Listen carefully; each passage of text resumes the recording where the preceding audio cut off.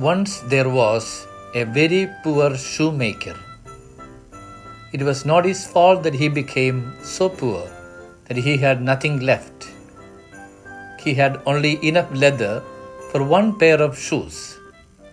So he cut the leather that was available into the shape of the shoes. Then he left his work on the table to finish in the morning. As he lay on his bed, he prayed to God to help him.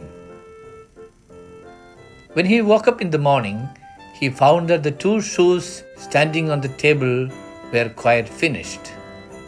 He was surprised and did not know what to do about it. Taking the shoes in his hands, he looked at them closely. He found that they were so neatly made and that there was not one bad stitch in them. It looked like a masterpiece. Later, a customer came into the shop. He looked at the new shoes and he liked it so much. So he paid him more than the usual price.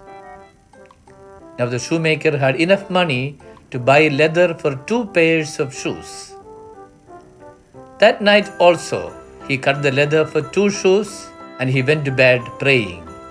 And the next morning he saw that the shoes were already made. He had customers that day also who wanted the shoes, and the shoemaker soon had enough to buy leather for 4 pairs of shoes. The same thing happened that night too. Next morning he found the 4 pairs of shoes already made. This went on. Any leather that he cut out in the evening was finished by the morning. Thus he was no longer poor, but he became quite rich. One evening, during Christmas time, after having finished cutting out the leather as usual, he said to his wife, "Let's stay up tonight to see who it is that lends us this helping hand." They agreed to the plan and lighted a candle and hid themselves in the corner of the room behind some clothes. As they watched, when it was midnight, they saw 2 little elves coming into the room. You know, elves are the supernatural creatures of the folk tales.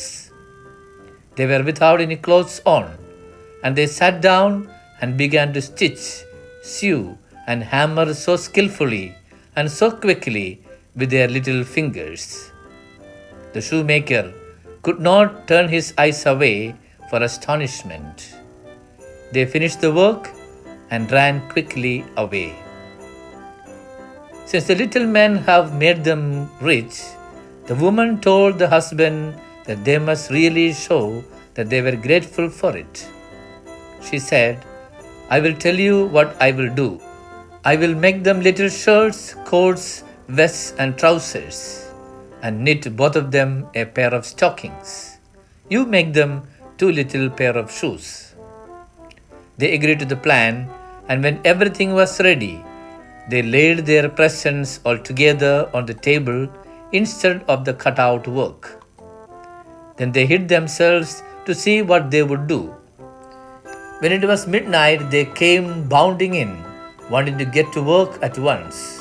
But when they found that there was no leather, they were a bit puzzled.